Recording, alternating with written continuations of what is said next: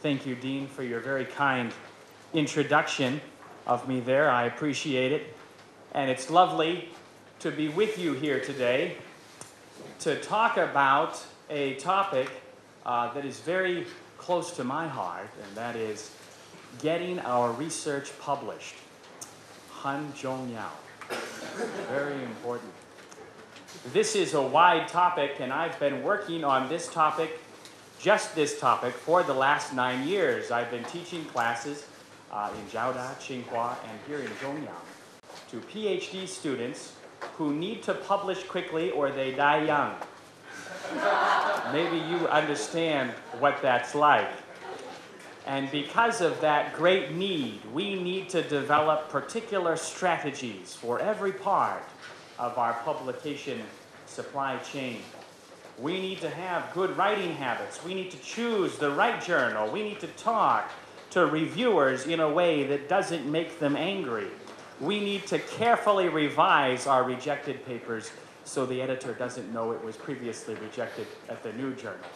But most importantly, and this is my topic for today, most importantly, we need to avoid getting our paper rejected because of poor English. And that's what my topic is for today. The English errors by category that cause reviewers to recommend reject for our hard work and our hard research. You see, it's a real pity to spend 2 years working in the laboratory on experiment, on your study, on your research, and then get rejected simply because of poor English. This is something we can avoid. And today we're going to talk about that, how to avoid it. I'm going to give you real reviewer comments from my students' rejected papers. I'm going to show you what English errors reviewers particularly don't like. And I'm going to show you those example sentences and then how to correct them so we can avoid being rejected for these common errors. Let me get to my PowerPoint here.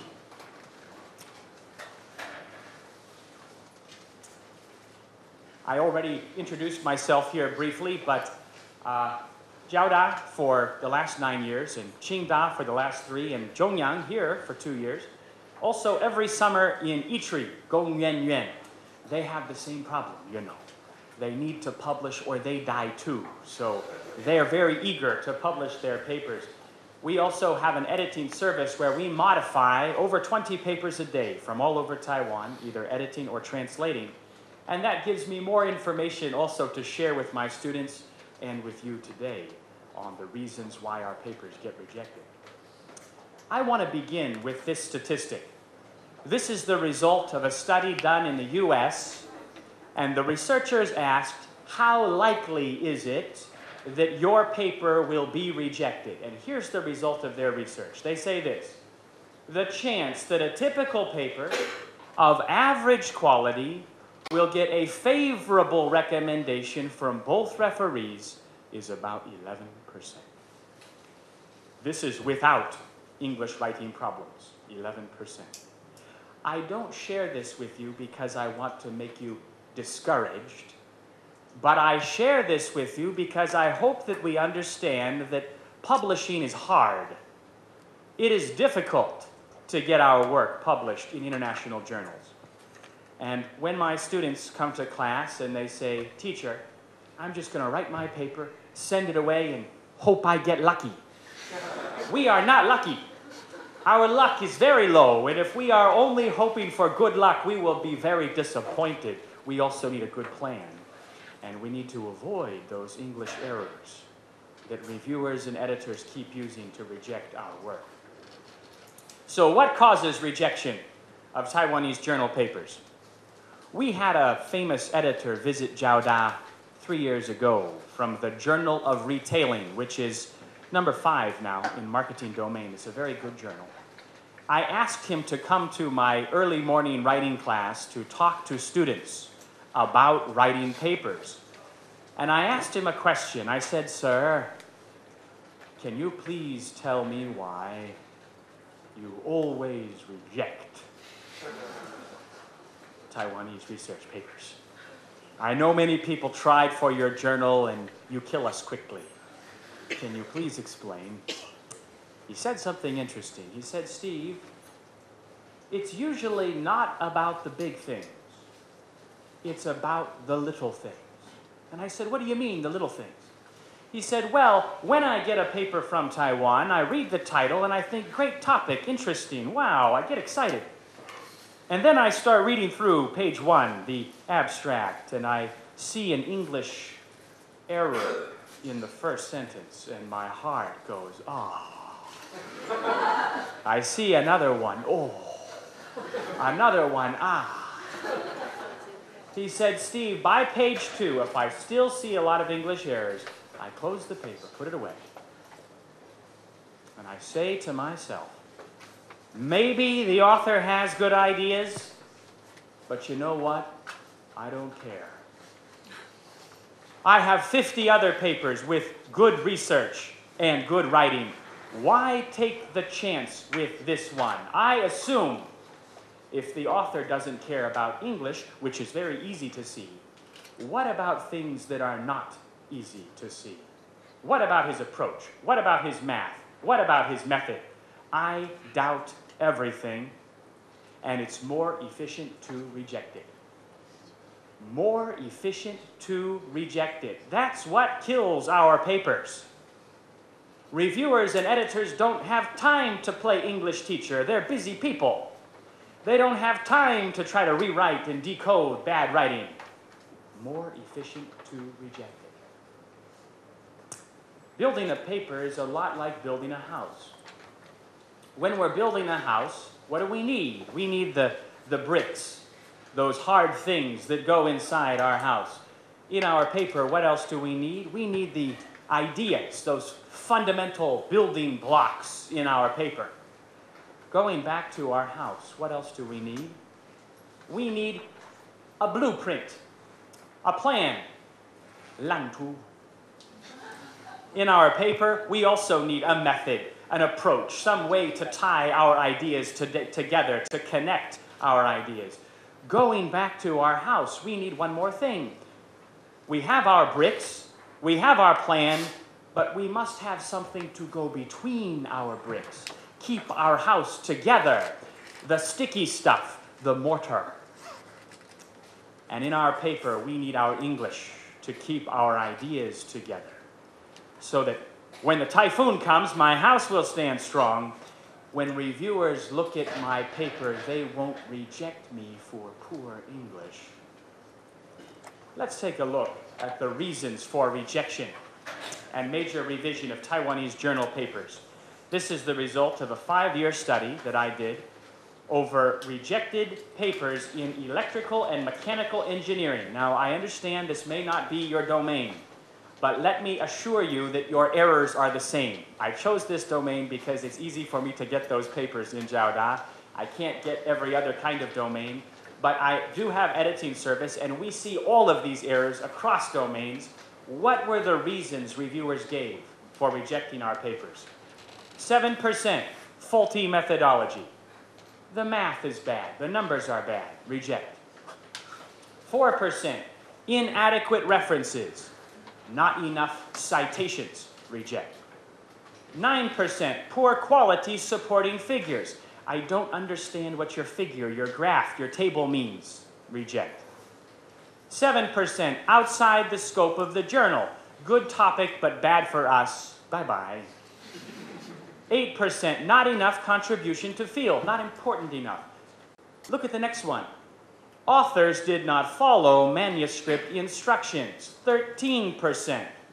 This is not the subject of my speech today, but let me just tell you that the editor will very clearly tell you how he wants your paper to look, and if you ignore his instructions, he will ignore your paper.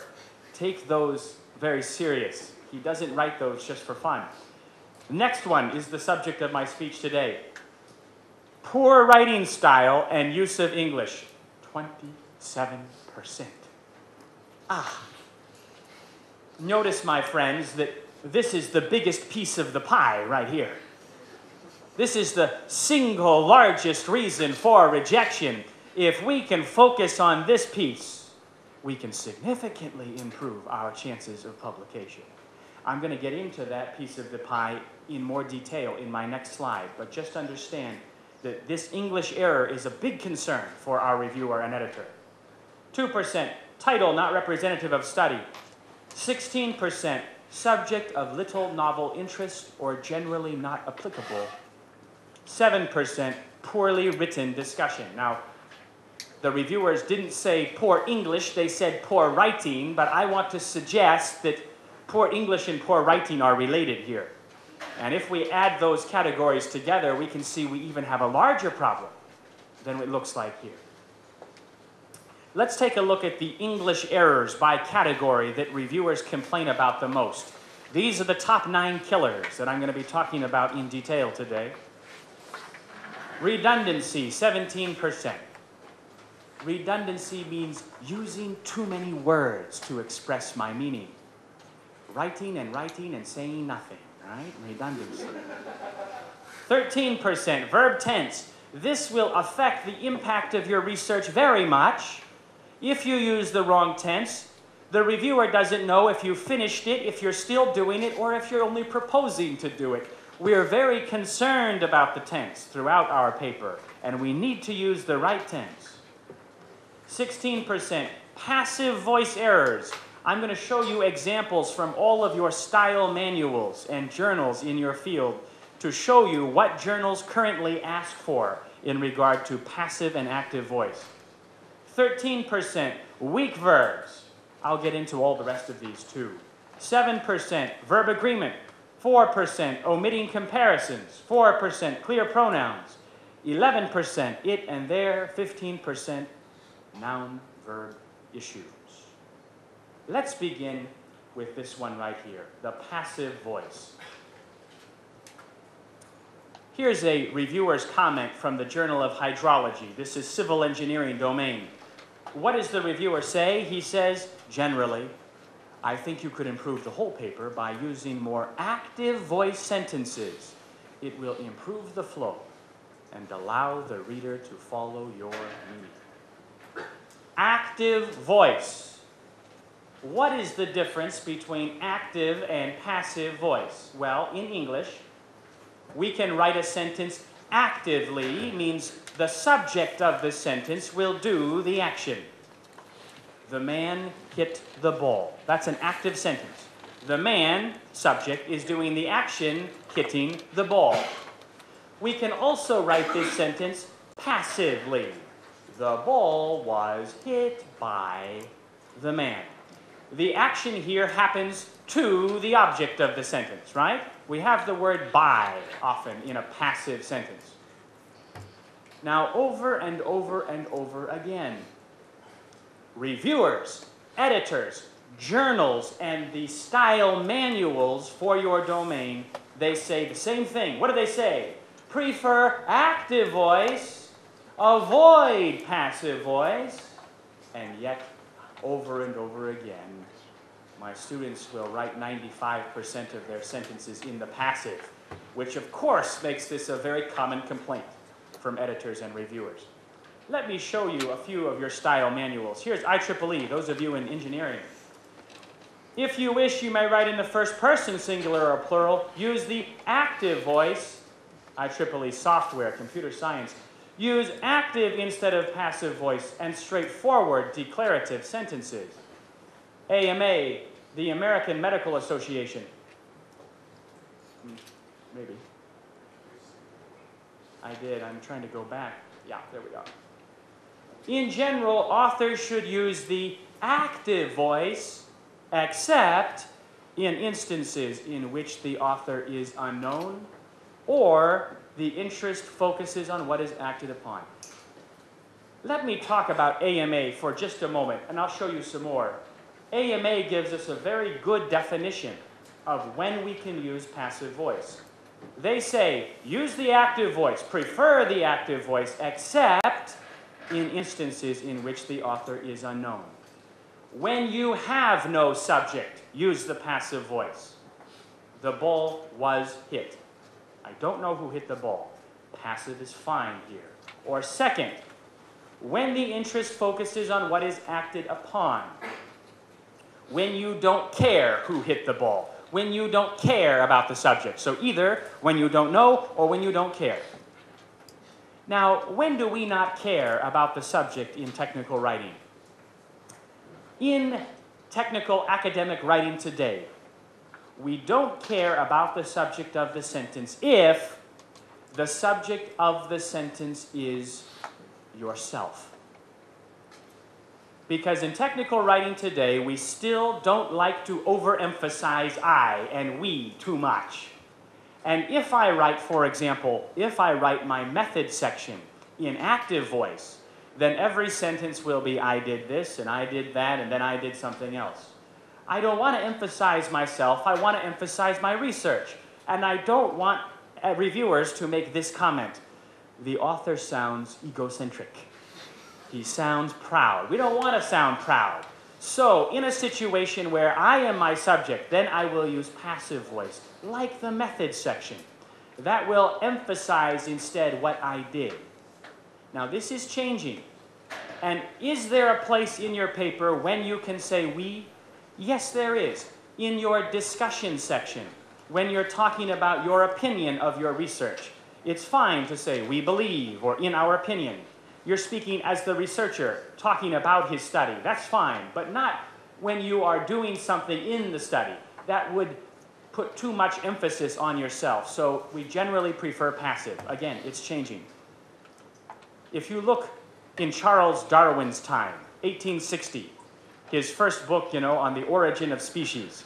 If you read technical writing in Charles Darwin's time, scientists would use first person active voice. I observed, very easy to understand. In the 1920s, scholars believed that if we put the human into the writing, this will become less scientific and more subjective, they believed. So they believed we must take all the human out of science. So everyone in that time used third person or all passive voice. Today, we realize that you can never take the human out of science. It's impossible. And when we try, we often just become more unclear. So today, as you will see, style manuals now prefer active voice. But here's the problem.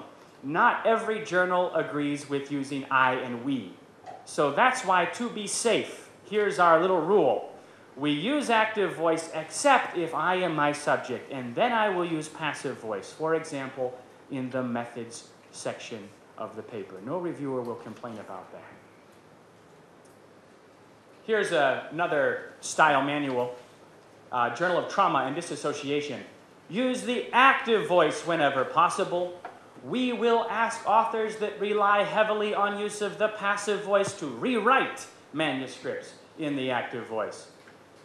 Ophthalmology, active voice is much preferred to passive voice, which should be used sparingly or not often.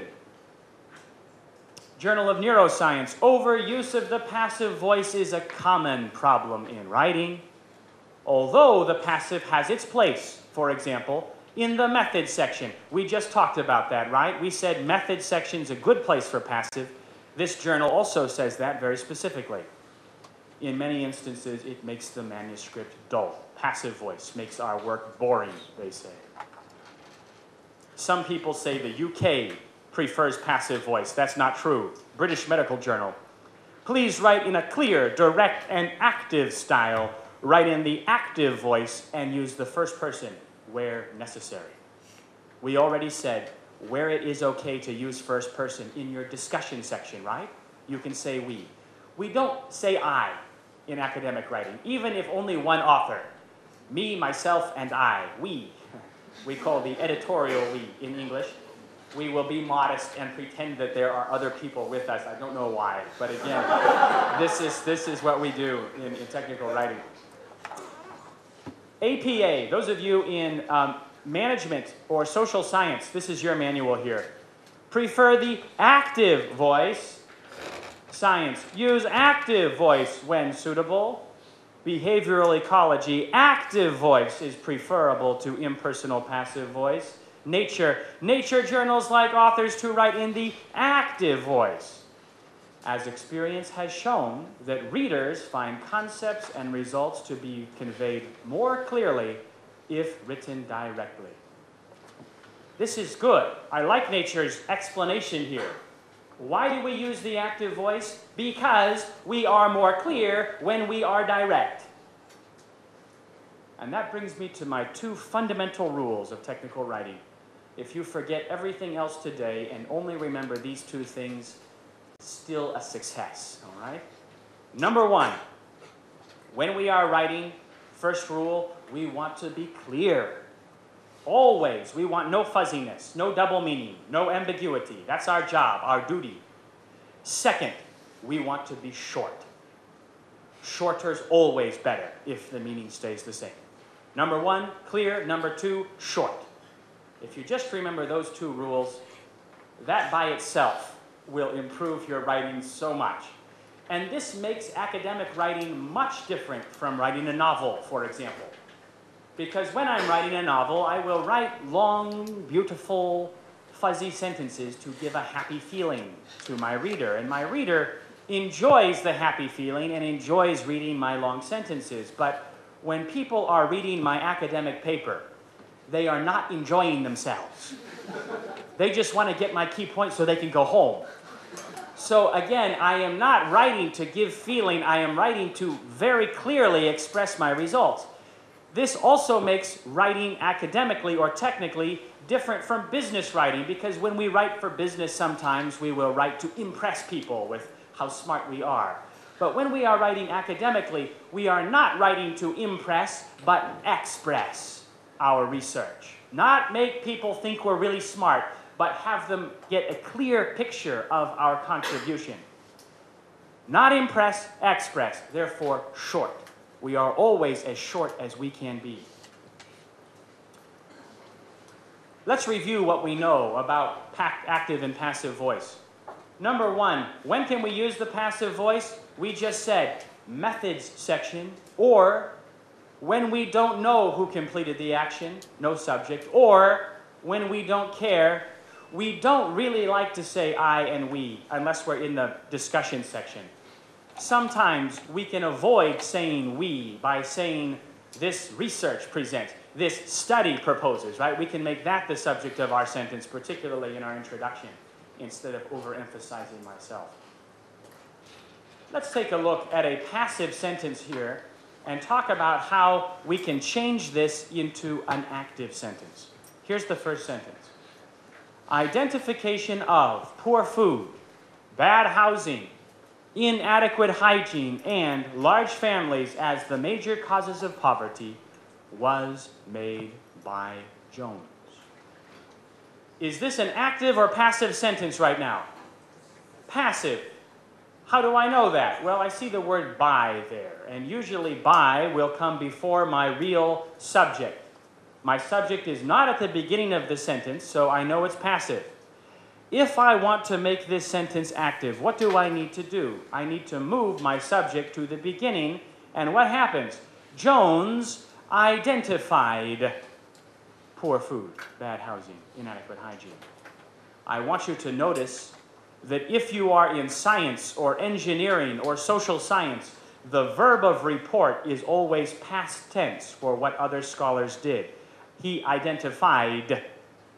If you are in English or Chinese or using MLA style manual, humanities, this will be identifies, present tense. That's a style manual difference between the domains.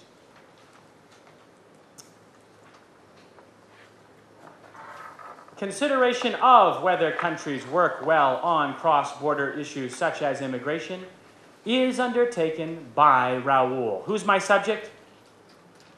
Raoul. And what did he do? He considered whether. Notice that my active voice sentence is shorter. It's also clearer, fulfilling both of my objectives in technical writing, to be short and to be clear. Modification of the model was made by Johnson to reduce color breakup. This is one of my photonics lab papers. Who's my subject here? Johnson. And what did he do? That's right. He modified the model to reduce CBU. Notice, this is the other problem with the passive voice, and the other reason why we don't like it, is in a passive sentence, I can hide my subject anywhere. I could put the subject here, here, here, here, here, here, here. So my reader, especially if my sentence is long, my reader must read the sentence, find the subject, and read it again to decode what the subject did. But when I use the active voice, I immediately know who is doing the action, and I know Johnson, he modified the model to reduce CBU. Statistical analysis is performed in this study on the influences of CBU on display quality. This study analyzes how CBU influences display quality.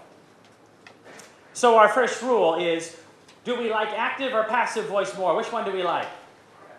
Active voice, because what? We are clearer and we are shorter, fulfilling both of our goals in technical writing. Second, we love verbs and don't like nouns.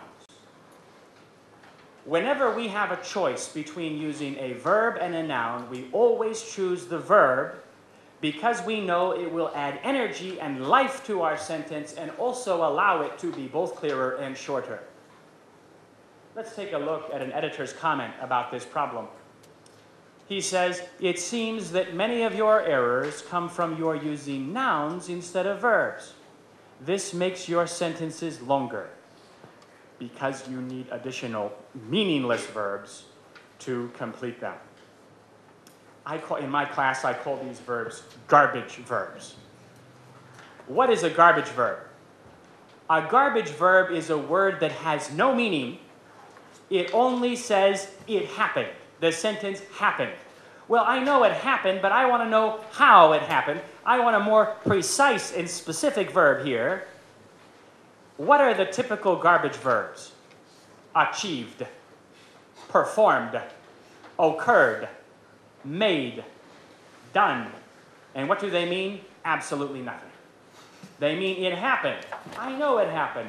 But what we need to look for is a better verb to tell me how it was achieved, how it occurred, how it was made, how it was done. And when we find that real verb, it's usually hiding inside a noun. We're going to change that noun into a verb. And we're going to make the sentence clearer and shorter, and we're going to cut out that garbage verb. Let's take a look. Improvement of the system is achieved by variation of the control frequencies. Now, right now, is this a passive or active voice? It's passive. Good. Is there a noun in this sentence that can be changed into a verb? Improvement can be improved. Very good. How about variation? Can that be a verb? To vary, right? That's also a verb. So, when we change this to active voice, we'll begin with this. And when we change this into verbs, we can get rid of our garbage verb, is achieved by. What happens? Varying the control frequencies improves the system. We are shorter, we are clearer. Reviewers smile.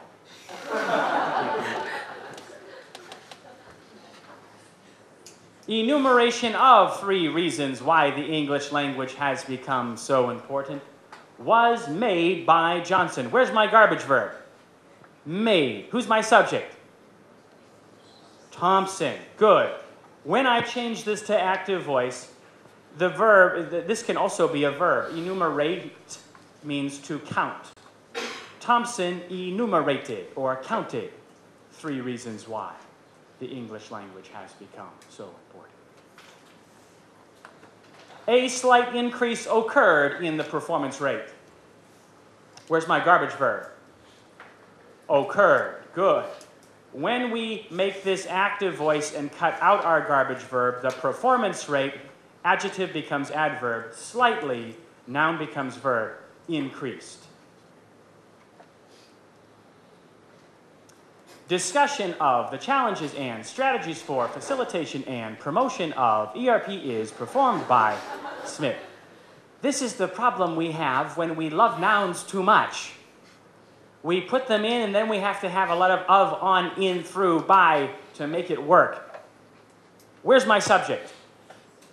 Smith. And what did Smith do? He discussed. Discussed what?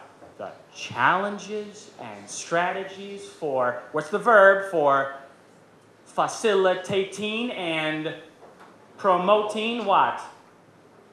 ERP. Do I need, is performed by, do I need that anymore? No, because the real verb is doing its job. We can fire that garbage verb and make our sentence both clearer and shorter. Third error. We just said we love verbs. It's true. But we have two kinds of verbs in English. We have what we call strong verbs and weak verbs. Now, what is a strong verb? A strong verb is a single word that can show an action. A weak verb, or we also call helping verb, will need his friends to help him show the same action. We need more than one word in a weak verb to show the same action. Sometimes two, sometimes three. Remember our rule. Shorter's always better if the meaning stays the same. We never use three words when we can use one. We never use a long sentence when we can use a short one. We are not writing to fill paper. We are writing to express our ideas. Shorter is better. Let's give some examples here of strong verbs. Strong verb, consider. Weak verb, give consideration to. Strong verb, indicate. Give indication of. Strong verb, suggest. Give suggestions for. You can see how we can make them longer but add no value. We don't want to do that. We want to make every word count, every word have impact. Here's a reviewer comment about this problem. Another suggestion for your paper is to find a native editor to help you with your verb use. Strong verbs move sentences. Helping verbs, I called them weak verbs. It's the same thing. Helping verbs often confuse the reader in your technical descriptions.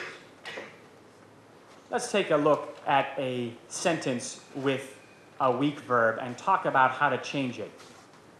Smith asked the question as to whether conventional methods provide the best environment for execution. Ask the question as to. Can I replace all 5 of those words with one word? How about he questioned or asked? I heard both. 都可以, actually. Those would both be fine here. Questioned whether conventional methods. Did we change our meaning? No. Is it shorter? Yes. Is it clearer? Yes. Are we happy? We're very happy. Let's take a look at another one. This article made a comparison of several scenario modeling sequences in order to ensure market competitiveness. Made a comparison. What's the strong verb there? Compare. Good. Raul made use of. Better, Raul used. Right? No difference in meaning, but one uses 3 and one is just a single word there. Related to our 2 objectives of being short and being clear, we are not happy starting our sentences with the word it or there. Particularly this kind of sentence. It is necessary that. It is imperative that. It is vital that. It is essential that. Garbage, garbage, garbage. What is it? I usually don't know. It's not clear. I want to begin with my subject, and I want one single word to connect my subject to the rest of my sentence. I don't like to start with a fuzzy pronoun. That forces my reader to guess, which breaks my first rule of technical writing, to be clear, right? We really hate pronouns, but we particularly hate pronouns at the beginning of sentences. Let's take a look here at a sentence with this problem. It is vital that quantitative measures usefully supplement and extend qualitative analysis.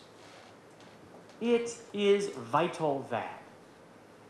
My subject here is quantitative measures. I need this at the beginning, and I want one word with this meaning. Now, what does vital mean? It means necessary, right? Necessary for life, actually. So could I do this? Quantitative measures must usefully supplement and extend qualitative analysis. Yes, we can. Whenever we have the sentence, It is necessary that, imperative that, vital, critical, crucial, all, subject, must. Now, what if this was something else? What if this was, it is possible that? Can I say must now? Can I say that? No. What could I say? I could say may. Good. May would be fine. Might. Any conditional word really would be fine there. Quantitative measures, may.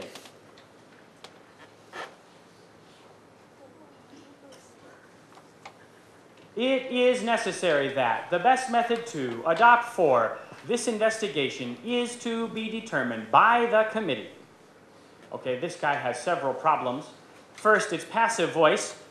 His subject is here, right? Remember the word by, right after the subject. We need to move that to the beginning of the sentence. We don't like that garbage there, so we want one word, must, to replace that, right?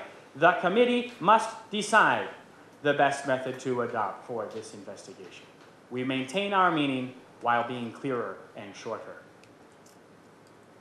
It is imperative that scheduling of the work shifts be done by the section supervisor. Who's my subject? The section supervisor. The section supervisor what? He must schedule the work shifts. Do I need be done by? Do I need that now? No. That garbage verb can be cut out because the real verb is doing its job. It is crucial that assessment of the control strategy be performed by the site manager. What's my subject? The site manager. The site manager what? He must. Good. Must what? Must assess. We like verbs more than nouns, right? Assess what? Assess the control strategy. Do I need be performed by? Do I need that now? No. My real verb is doing its job. We just said we don't like to start a sentence with pronouns. That's true.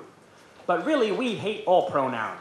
To be honest, pronouns often are a big red flag to everybody saying lazy, lazy writing. What is a pronoun? It, they, them, their, which. These words, when we use them, we know what we're talking about, but usually our reviewer has no idea. And we will never use a pronoun if there's more than one noun that it could possibly refer to. Here's a reviewer's comment about this. He says, line 12 on page 3 of your paper is an example of your ongoing problem using pronouns clearly. There are at least 3 different nouns it could refer to. You must make your pronoun references clear. Reject. This reviewer was so tired of decoding and guessing fuzzy meaning. He didn't want to waste his time anymore. In my writing lab about last semester, I was working with one of the PhD students on her paper. And we were working on her paper for, it must have been 2 hours. Painful. Really painful. We were going through, and the reason that it was so challenging to understand is she just loved using it, and they, and them, and this, and that. And I never knew who they were or what it was. And I remember in the middle of the paper, I stopped. I said, look at this. Here's it again. What does it mean here? I have no idea. And she was also frustrated with me. So she says, teacher, you remember? I talked about that 4 pages ago, right here. I did not remember 4 pages ago. No one's going to remember 4 pages ago. If you use a pronoun, you make sure there's only one possible noun that pronoun could refer to, or rewrite and edit it out. Pronouns are not your friend. Look at them suspiciously. They're probably hiding your real meaning and making it difficult for your reviewer and editor to catch your point. The study design significantly affected the analysis of X. This indicates that Y can be modified based on C. Where's my pronoun here? This, right? This. But I have to ask, this what? This study, this design, this affecting, this analysis, this X, it's not really clear here what the author is talking about. Now, she can say this, but she needs to tell me this what? The study design significantly affected the analysis of X. This finding, this observation, this phenomenon, 都可以 indicates that Y can be modified based on C. Now I know what this is talking about, what this is referring to. In most previous studies, they do not consider the effect of X on Y. Now, I'm a smart guy, and I know that they is talking about the previous studies, right? But we hate pronouns so very, very much. If there is a way to cut this pronoun out of the sentence and not change the sentence and make it clearer and shorter, we'll be so happy to see that ugly pronoun go away. Now, can we cut this pronoun out? We can. What if we cut out in? Most previous studies do not consider the effect of X on Y. Did we change our meaning? No. Are we shorter? Yes. Is the pronoun gone? It is. Are we happy? We're so happy. We've made this at least 3 times better by fixing those problems. In most recent studies, they measure X in 4 different ways. You can help me with this one. What would be better? Most recent studies measure X in 4 different ways. Exactly. My next error is our #1 killer. Most frequently complained about in papers. And I'm going to go into this in a lot of detail because I want to give you a lot of examples of how you can shorten your paper without changing your meaning and add much more value to it. I'm also going to talk about fuzzy words you should not use because they're fuzzy and have double meaning, and better, more specific words you should use instead. So we're going to cover that, but I learned a long time ago that if people sit for over an hour, they will sleep like babies. Let's take a break, 10 minutes. When we return, I'm going to get into this redundancy issue. 10 minutes.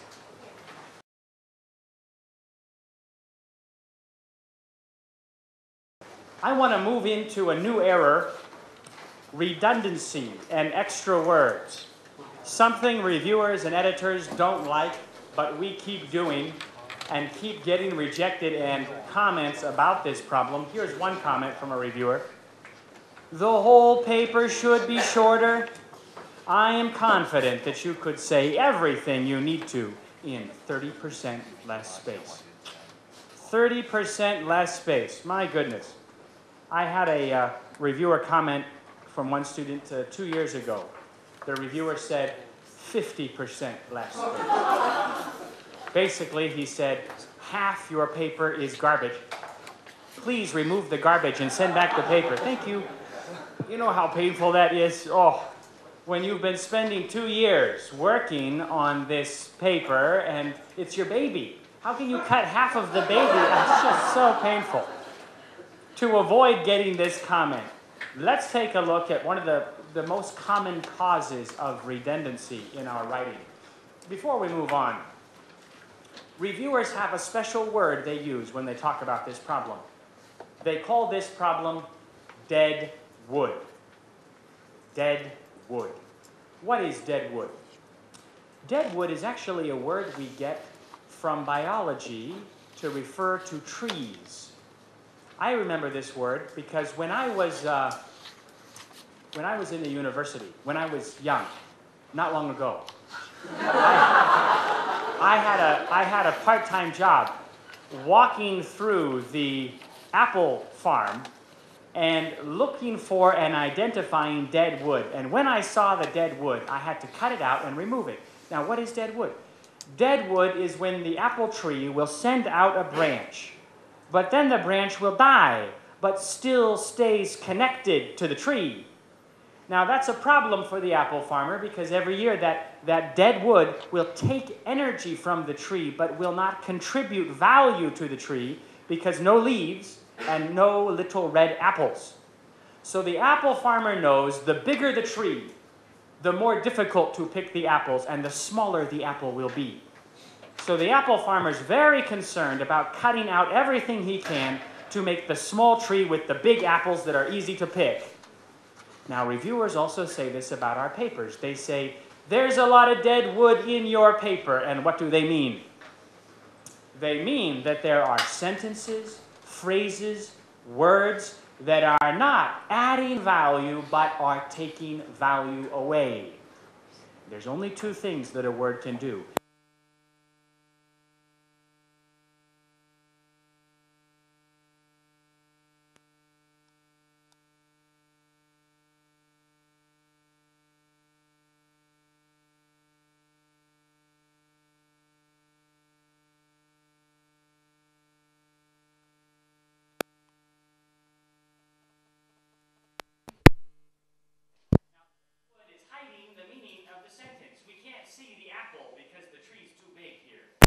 Can we start cutting some of this out? First of all, it may be said that if you can say something, you don't have to say that you can say it. You can just say it. You know, so we can cut that out. There are not fewer than one. There are several possible explanations for this result. Same meaning, but a lot shorter and a whole lot clearer. The current study was unable, insofar as we could determine, to analyze these variables. Now, we know the current study is your study, so you don't have to say my study couldn't do it and I couldn't do it. We know your study is your study, so the current study was unable. Your study.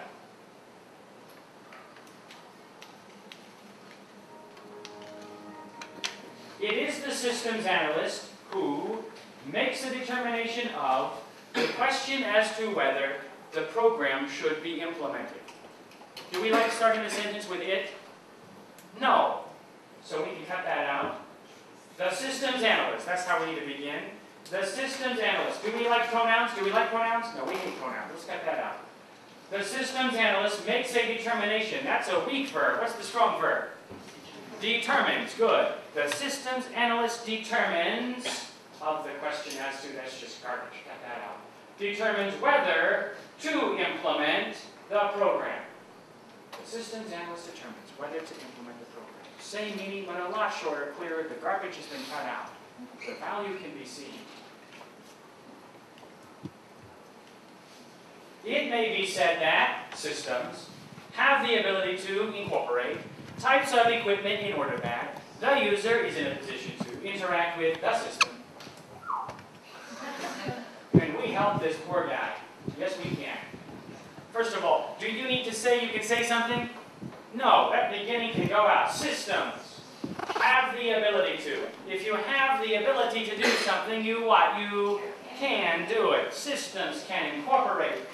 Types is not important here. Equipment, so that the user, if I'm in a position to do something, what? I can. Good. Can interact with the system.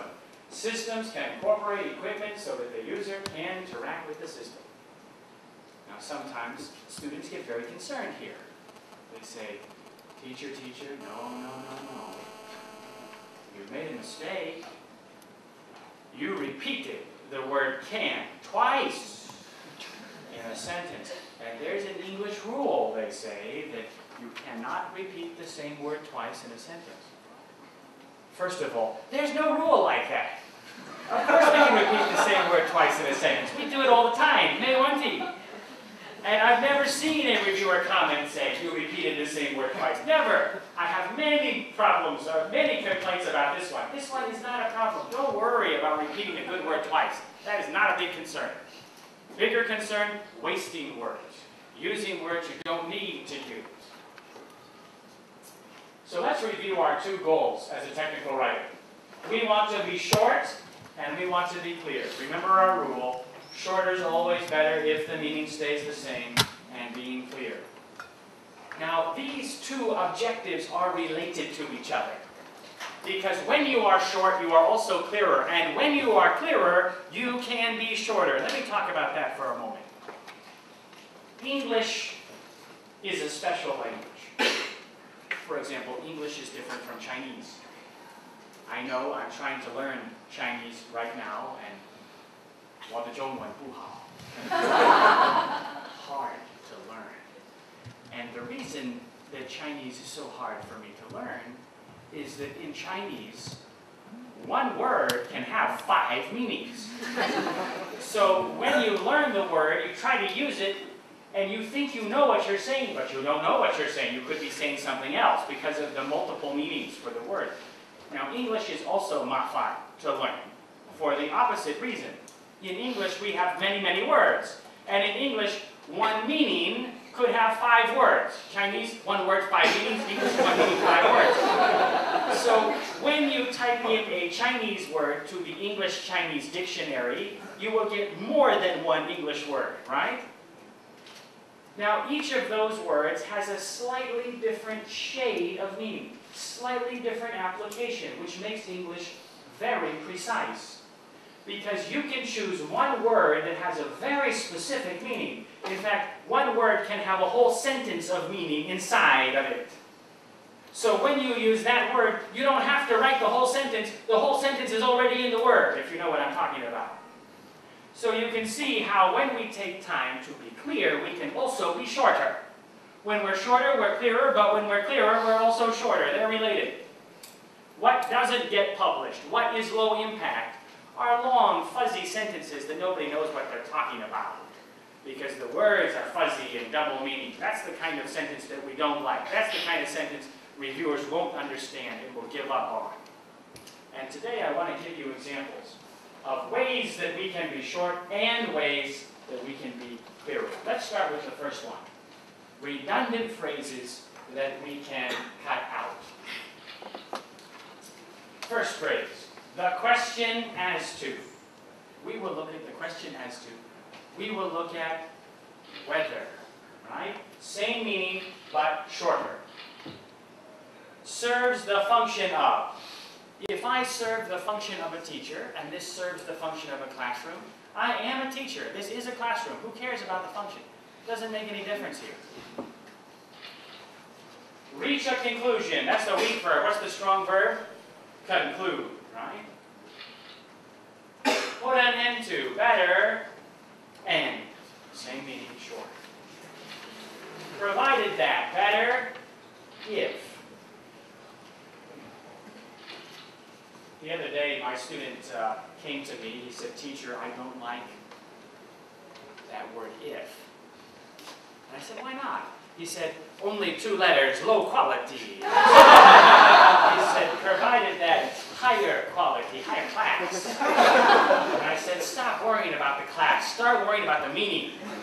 We are not writing to impress, but express. Remember that? We are not using big words just because they're big. We don't do that. And sometimes students do that. They put their Chinese word into the English-Chinese dictionary, and they will get 5 English words. Short, longer, longer, longer, really long. And they copy and paste the really long one. Why? High class. That's not the reason we choose words. We only choose words that have a clearer meaning. If the simple word is also clear, we use the simple word. If has only 1 meaning. We're totally okay with that. The only time we will use a more complicated or high-class word is if the simple word has a fuzzy meaning or double meaning. Then we will go for a more specific word. Otherwise, we're very happy to use those simple words. Prior to, better, before. We never use 2 words when we can use 1. Subsequent to, after. In view of the fact that. My student was so proud, so high class, he said, "Just because, that's okay." In large measure, largely. Is in excess of, exceeds, surpasses. In case. I really hate the word case because of the million meanings that the word case has. You know, suitcase, law case, medical case. In case, if. In no case, never. In all cases, always. In some cases, sometimes. In this case, here. I mean, you see how many fuzzy meanings we have for that word. So basically, we cut that out every time we see it, unless you're in medicine, and then you can use it for talking about your patient case. But besides that, we just don't like that word. In case, if. After the conclusion of, after. Notwithstanding the fact that, although. The manner in which you do something is how you do it. make inquiry regarding, ask about, or inquire about. It is possible that, I had this one on before, right? We talked about that. It is possible that subject may, subject might, subject could. Is found to be. If I find that this is Thursday, it is Thursday. Who cares about my finding? It doesn't make any difference. Is capable of. Better. Can. In this case is here. We talked about the case before and how we don't like that. In some cases, occasionally. In no case, never. In all cases, always. I'm happy to make this change because case has about 15 meanings, as we said, but always, always means always, right? Nobody's going to misunderstand that term. We're very careful about words that have any fuzzy or double meaning. We love words with single strong meaning. In most cases, generally. Use it typically, normally, that's okay. In many cases, often. In close proximity to, near. Proximo, the Latin, beside, right? I've been in Taiwan now for, almost 10 years. You know, I remember when I first came to Taiwan, I thought, I'm just here for 1 year, and then I'm going to go back and go to law school. And then second year, just one more year. Third year, one more year. And now I realize that I will die in Taiwan. So I got a house in close proximity to Jiaoda. It's convenient, easy to go there. But also close proximity to a Zhengzhou Naicha store. You know, the Zhengzhou Naicha, the pearl milk tea, you know. So delicious. Sometimes I think this is why I stay in Taiwan. So good. And I remember the first day I was in Taiwan, my friend gave me a cup of the Zhengzhou Naicha, and I remember looking at that Naicha, kind of dark, and little black Zhengzhou. He was holding it, and it looks a little dangerous. He said, go ahead, try, drink. And I took it in my hand, that cold cup of Zhengzhou Naicha, and I took the straw and I stuck it in, and I drank, and I remember the feeling of the little Zhengzhou floating in my mouth. And my friend was explaining to me, he said, this is a Taiwanese innovation. You can eat and drink at the same time. I thought, is that a good idea? Is that safe? And he said, chew, chew. And I chewed, and delicious. Just wonderful. I drink that stuff probably more than I should. Really delightful. If you want a foreigner to stay in Taiwan, never go away, give him Zhengzhou Naicha. In a number of, better, several, or many. If conditions are such that, if this happens to be Thursday, it is Thursday. Who cares about the happening? It doesn't add any value to my sentence. Give indication of, indicate, or suggest. Give consideration to, strong verb, consider. For this reason, since, because. For the reason that, so that. There's a mosquito just came out. We have some mosquitoes in this room. Kind of keeps you awake, huh? I would try to catch the mosquito, but you know what I have discovered? Taiwanese mosquitoes are very fast. They are amazing. You know, in America, if a mosquito lands on you, you can just hit him and you can just kill it. Taiwanese mosquitoes, you could never do that. They're way too fast. You know, but American mosquitoes, they're kind of bigger and they go slowly. Go and then you can hit him. But Taiwanese mosquitoes are just no way to kill. I cannot kill the Taiwanese mosquitoes. And I don't know how anybody can, but I see my students, they will just grab them and then they kill them. And I'm just surprised. This is my theory. Taiwanese mosquitoes are faster because Taiwanese are faster. They have to develop, adapt. So Americans, we can never kill a Taiwanese mosquito. Unless you use the technology. Thank God. You know, I have that little electric bat. You can mark it. Oh, that's a wonderful. But without technology, I have no chance. So I see the mosquito go by, I just smile and wave. There's no way I'm gonna catch it. For the purpose of better for or to, depends on what you're talking about here. During the time that, while. During the time that we're in class, while we are in class. Due to the fact that, since, because. Despite the fact that, although. By the way, you're all welcome to have my PowerPoint today if you want to review this. In fact, if you want to put it on your website for your department as a reference for everybody, that's fine with me too. You can put it up, other schools have. But go over this when you have more time, because I want you to be familiar with these errors that may cause your paper to not be accepted. Come to a conclusion, weak verb, strong verb, conclude. By means of. If I came by means of train, I came by train. Right? Be deficient of, lack. At this point in time is now. At the present time, now. You can begin to see how reviewers can say cut 30% of your paper, right? I mean, if we start cutting out this garbage, our paper gets a lot shorter without losing anything. At such time as when. Ascertain the location of, find or locate. A majority of, most. Those are the phrases that we can cut out, that we can reduce. Now we're going to talk about words. Words we don't like. Why? Because they're fuzzy and have double meaning. If a word has a double meaning or is fuzzy, we will immediately start looking for a better word. Those lazy words that could mean many things are not useful in our paper, because we want to use every word to clearly show what we're talking about. Agree.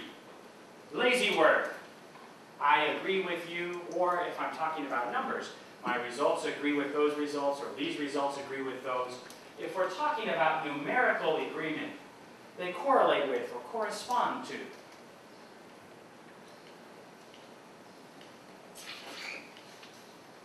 Carry out. Carry out means to do something, but also to carry something out. Double meaning. But even the single meaning, to do something, is very fuzzy. I don't know how you get it. It's a bit like those garbage verbs, achieve, perform, that we talked about before, right? We would avoid it. Better, implement, to start something. Execute, to finish something. Promulgate, to promote the idea of something. All of these, again, more precise than carry out. You know, I'm going to change to that other picture because mine is just dying here. I don't know why. Let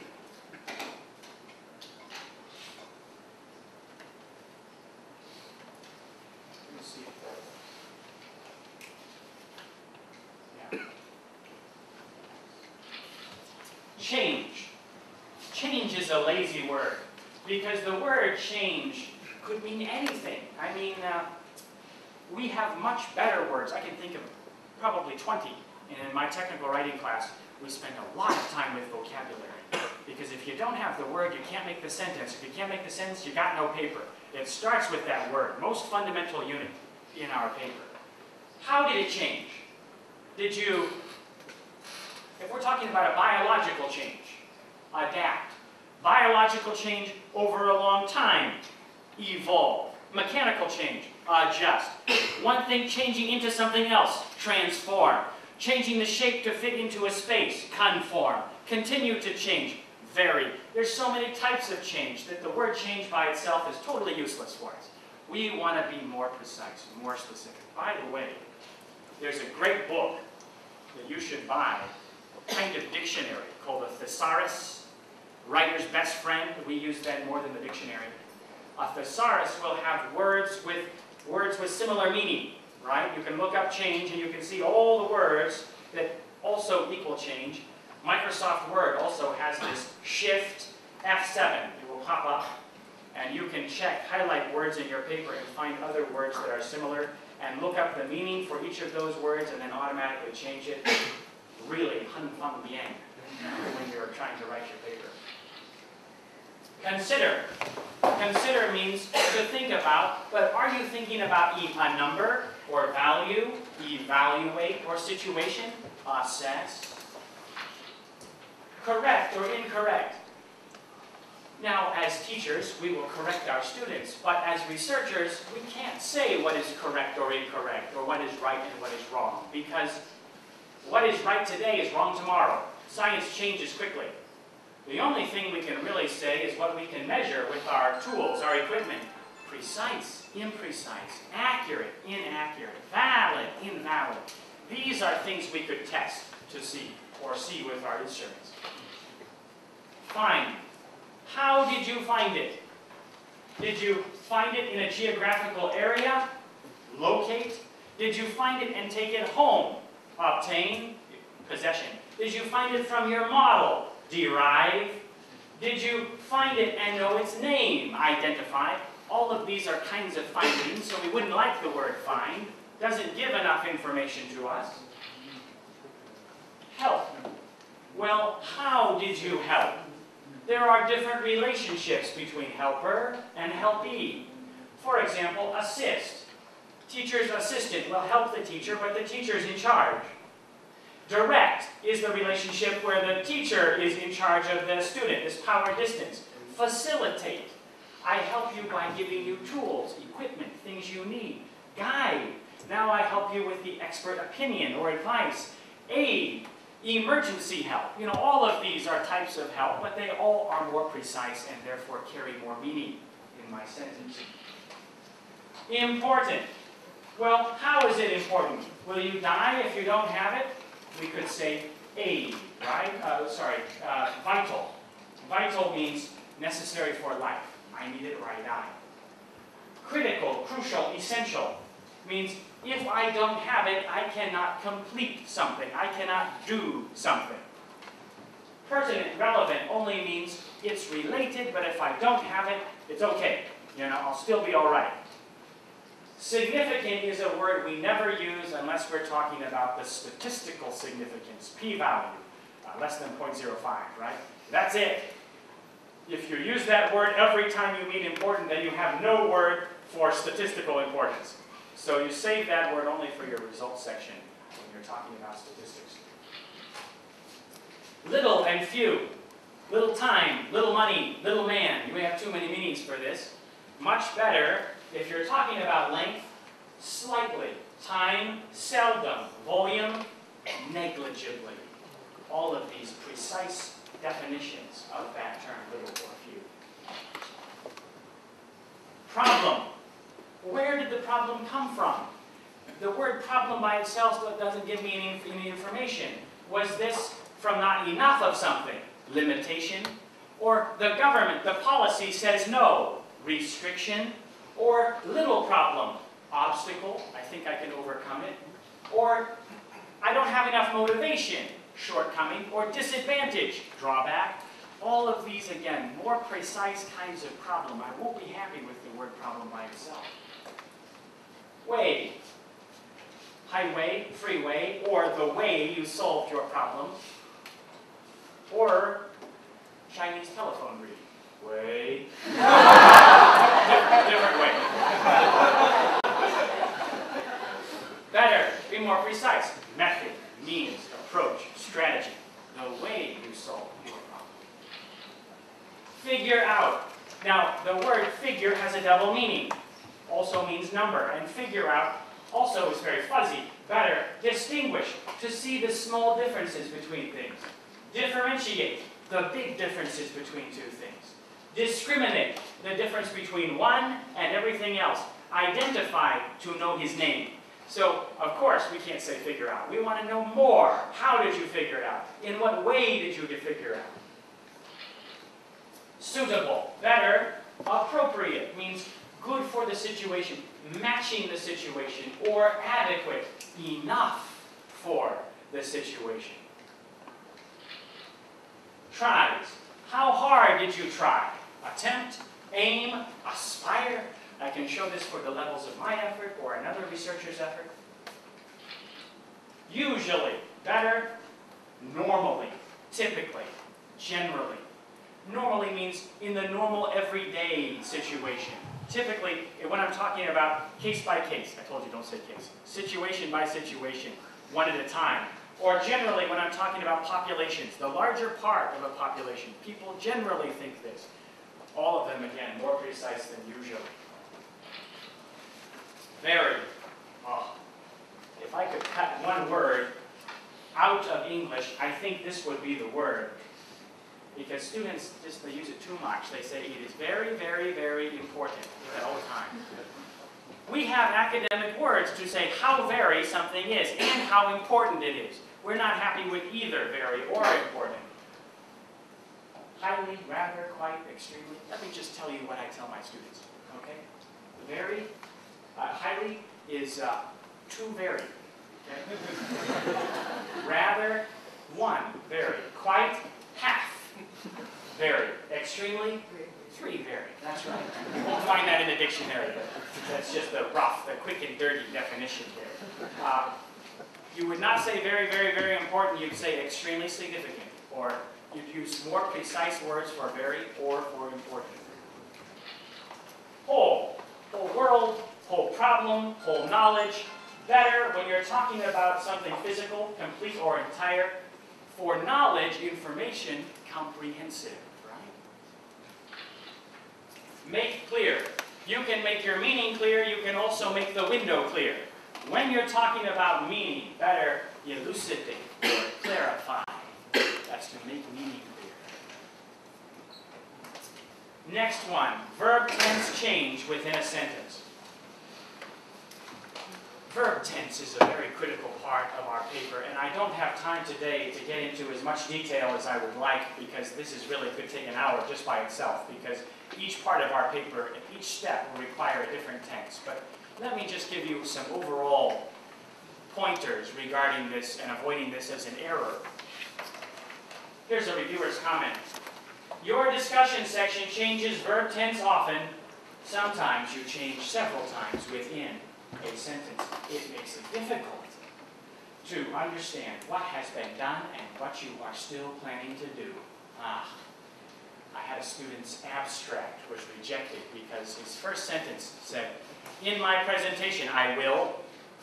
Reviewer sent it back and said, "Please send us your research when you finish." Actually, he did, but because he said will, future tense, the reviewer thought the whole thing was a proposal.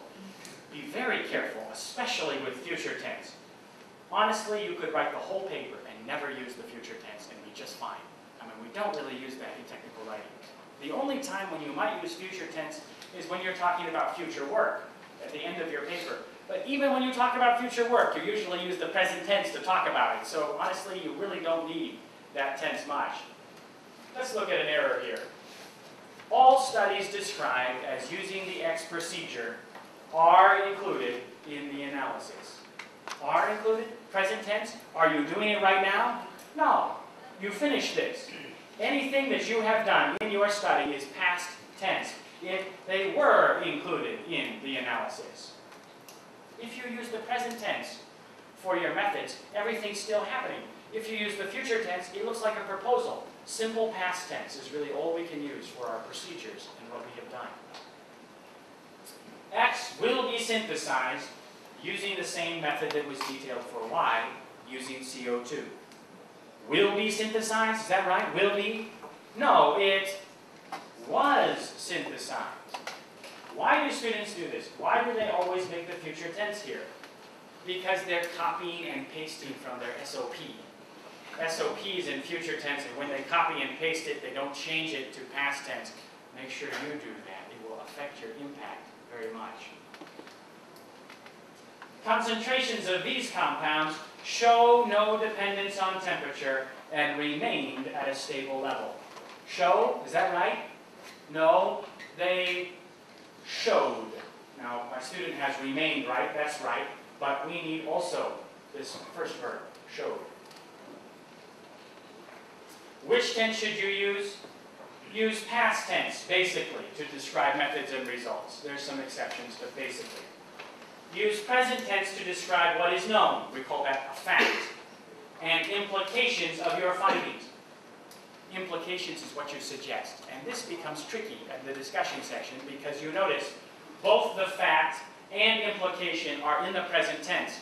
So how do we know whether it's a fact or a suggestion? You're going to need to use the tentative words in your implications. Maybe, might be, appears to be, indicates, implies, suggests. Some words so we know it's your guess and not the fact, because both implications and facts are in present tense. So you're going to need to use the single words there to show your implications and differentiate them from the facts. Next error, omitting comparisons. Here's a reviewer comment. Line 20 of page 2 should read, the finance department focuses on profits more than the accounting department does. Let me take a look at this original sentence with you. Here's the original sentence. The finance department focuses on profits more than the accounting department. Now this looks right, but let's look carefully, let's look closely. We are comparing two things here, right? I know I'm comparing because I see more than, so that's got to be a comparison. Now English, like mathematics, we must compare similar things. We have to compare apple to apple, orange to orange, banana to banana. You can't compare an apple to an orange. They're booyah. We also, in English, must compare nouns to nouns, verbs to verbs. You can't compare a verb to a noun. They're not the same. What are we comparing here? Focusing on profits to a department. Can I compare focusing, verb, to department, noun? No. I have to compare focusing to focusing or department to department. How can we fix this? The finance department focuses on profits more than the accounting department does. Does what? Does focus, right? Here's another comparison problem. The leachate fingerprint from the river was compared to the landfill. Now here my student is comparing two nouns. The problem is they're the wrong two nouns. He wants to compare the fingerprint from the river to the fingerprint from the landfill. But right now he's comparing fingerprint to landfill. How can we solve this? We're going to need to use an ugly pronoun. I know we still hate pronouns, but here it will help us. The leachate fingerprint from the river was compared with that. That what? That fingerprint from the landfill. Now I'm comparing similar things. Fingerprint to fingerprint instead of fingerprint to landfill. Here's the first problem again. Country A funds high-tech innovation more than country B. More than country B does, exactly. Now I'm comparing funding to funding instead of funding to country. The device formulated in this experiment has higher luminance. Now I'm sure that my author knows what he's comparing, but I see the word higher, and I know it's a comparison, but I ask higher than what? We don't know. Higher is just by itself. Now he knows, I don't know. Whenever you're using a comparison like higher, more, greater, you need a reference for comparison. It doesn't make sense by itself. The device formulated in this experiment has higher luminance than conventional models, than device B, than something else. We've got to be clear what we're talking about. Reactions with this chemical were faster. Now, I'm not a chemist, but I do know my English, and I know faster must be faster than something else, right? Can't just be there by itself. Reactions with this chemical were faster than those. Those what? Those reactions. I'm comparing equal things here with that. Any relative terms, more, higher, greater, you have to make a reference for comparison. You can't use them by themselves. Last error. Here's a reviewer comment. Read the submission guidelines. English should be checked first. there are many basic errors that should be corrected throughout this paper. A sample was taken at 3 sites. Can we take a sample from 3 sites? Can we do that? No. We can take samples, right? Samples were taken at 3 sites, or a sample was taken at each site. That would be fine, but we can't take one from 3. Here's another subject verb. This paper seeks to address the following questions. Seek to address, seeks. However, there have been no controlled studies which compares differences in X and Y. No studies compare. Let's review our big 9 killers. And then I want to give you just one more error before we finish today. Do we prefer active or passive voice? We prefer what? Active voice. Because style manuals and journals and editors all ask us to, and we're clearer and shorter. Do we like nouns or verbs more? Verbs. We love verbs. We don't really like nouns. They're dead. They slow down our sentence and make them longer. It and there. Do we like starting sentences with it and there? No, we don't. We prefer to begin with the subject must or subject may. Do we like weak verbs or strong verbs? Strong verbs. 1 word instead of 3 to show an action. When we're in English, we have to compare, like math, apple, apple, orange, orange, banana, banana, right? Cannot compare noun to verb. Have to be verb, verb, noun, noun. Verb tense. Use the past tense for what you finished in your study. Present tense for fact, implication. Also, you can use present tense when you're talking about a figure or table, right? Anything in the document, present tense. When do we use the future tense? Basically never. I mean, really, you could write your whole paper without the future tense. Maybe future work part, that's it. Verb agreement. We want singular noun, singular verb, plural noun, plural verb. Redundancy. Dead wood kills good papers because it's hard to find the little apple in the tree. Much better to cut all that dead wood out so that our impact can be seen. And let me say one more thing about redundancy. Nobody likes long papers. I mean, nobody.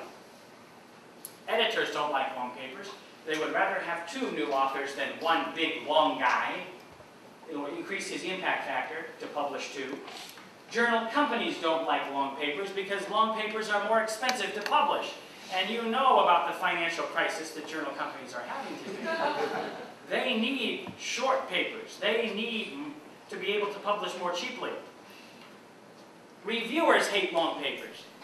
And this is one reason why I think that my students have such long review times, because the reviewer will get the paper, he'll say, oh my goodness, 40 pages, heavy Taiwanese English. He'll say, not tonight, I'm too young to die. He'll put it away in his drawer, and he'll forget about it for 6 months. Finally, the editor will call him, where's the paper? He'll say, sorry, reject. Reason, poor English. There's more poor English in a longer paper than a shorter paper. There's more mathematical errors in a longer paper than a shorter paper. Our chances of publishing drop a lot as we get longer, which is another reason why we want to be short here. Another reason why we're so concerned about this redundancy problem. Finally, clear pronouns. You may know what it means, but nobody else may know. Make sure if you use the pronoun, there's only one noun that that pronoun refers to. Let me give you just one more error, and this one's related to my afternoon talk as well. This afternoon we're talking about going to conferences, which is the first step in our publishing supply chain. We're going to talk about how conferences can help you publish this afternoon. So don't run away. I'll come and I'll find you. This afternoon we're going to get into it in more detail, and I do hope you come back, because how we present at conferences, again, big factor in our publication strategy. But here's one more error. Criticizing references. Here's an editor's comment. I think that the author knows his subject better than I do. I usually use his references to find a suitable reviewer. Where do your reviewers come from? They come from your own paper. Who chooses them? You do. That's right. Your editor doesn't know your domain. So here's the problem. When you begin your paper like this, and you say, Smith's model was stupid and Johnson was an idiot, but my wonderful model will change the world. What happens? Well, reviewer 1 and reviewer 2 now hate you. You criticize them, now they criticize you. And when you fight reviewers, reviewers always win. So don't fight with your reviewers. Be polite. Be nice. Live a long time. You're also, as we're going to talk about this afternoon, your research area is small. You criticize 3 guys, now they hate you. They tell 10 of their friends, well now 30 reviewers hate you. And there's less than 100 reviewers in every domain. 30% of your reviewers now dislike you and can wait to kill you. And the other thing is, reviewers don't die very often. They live a long time. They could be rejecting you forever. Be careful here. Publishing is a bit political. We're not going to get into that right now, but certainly friends accept friends' papers often, and enemies reject other enemies' papers. Don't make enemies, make friends.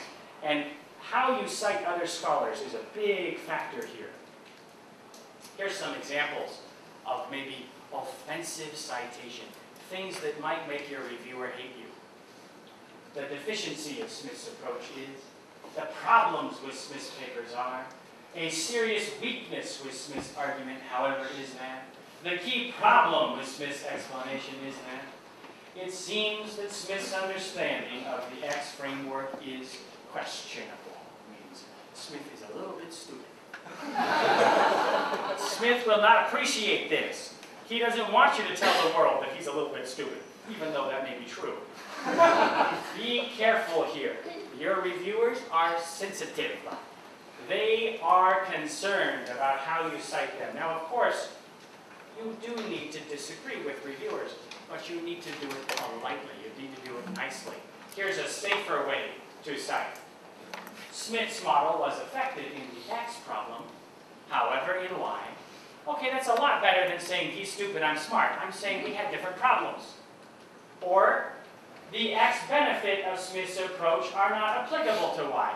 He had a benefit, I couldn't apply it. Again, a lot better than talking about his critical flaws and his serious weakness, right? He doesn't want to hear about that. He doesn't want to publish that. Even subconsciously, he will be looking for reasons to reject that. And you know what reason he will probably use? Poor English. That's right. That's an easy way to kill you. Doesn't have to explain much. Just has to criticize enough of the English. So let's not give them motivation to look for English errors. Let's give them motivation to accept us by saying something nice, or at least not criticizing other scholars' work. If you doubt me that reviewers are not sensitive, here are some real reviewer comments I got in my civil engineering writing lab. One reviewer says this: I don't think you treated Smith fairly in your literature review. His insights deserve more respect. Who's our reviewer? Smith, yeah, that's right. He's very unhappy that we have criticized him. Now, I've told the students we were lucky he told us his name so that we could fix it and get it published. Our goal is not to fight with reviewers, our goal is to get published. So let's not let something stupid that we say about our reviewers cause a lot of problems for us when we get published. Especially those reviewers on page 1 of your introduction. The editor will frequently choose those for your reviewers. He doesn't have time to read your whole paper. Make sure you're particularly nice to those guys in the beginning. Well, that's all that I've got for you this morning. If you want my PowerPoint, you're certainly welcome to have it. I also gave you a handout that has something about editors' letters. I wrote that a while back. I basically collected some editors' letters for major revision, minor revision, and reject. And I have some key sentences that you can look for to decode the editor's meaning on your paper. There's also some contact information in there on my website. As you probably have guessed, we do editing and translation only for Taiwan and only in the academic area. So we are professionals at Taiwanese English, particularly for the academic paper. This is our niche. We've been working on it for 7 years. And if you have a paper, do feel free to visit our site. Additionally, I wrote a couple books on this that I just want to show you. Quick advertisement here. This one I wrote 2 years ago, How to Write and Submit an Academic Paper in 18 Weeks, a textbook for Taiwanese academic writers. I basically took the academic paper and I separated it into many small pieces. And students can go through my book and copy what I call a template paper in here. I basically have phrases and words that students can copy and paste and revise to make their own paper. I know it works because 2 students published papers with only the sentences in this book last semester. So I'm pretty sure that I have a pretty comprehensive look at this. I also have 18 Taiwanese writing errors that cause rejection and a lot of vocabulary that you should not use and better, clearer words that you should use. It's meant to be a step-by-step guide through writing the paper, and I've written it in very simple English. I also wrote another book related to our afternoon presentation, How to Attend, Speak, or Present a Poster at an Academic Conference, a guidebook for Taiwanese researchers. I couldn't find a textbook for my class on academic presentations, on conference presentations, so I wrote my own. It took me about 6 months, but basically I go through and talk about how to prepare the PowerPoint, how to choose the right conference, how to meet your reviewer and editor at the conference, how to prepare for the Q&A, especially at the conference, even a chapter on organizing your own conference and introducing other speakers. I try to be as practical as I can, and again, this book is used not only in my classes now, but other universities around Taiwan are using both of these. You can get these at bookstores all across Taiwan now.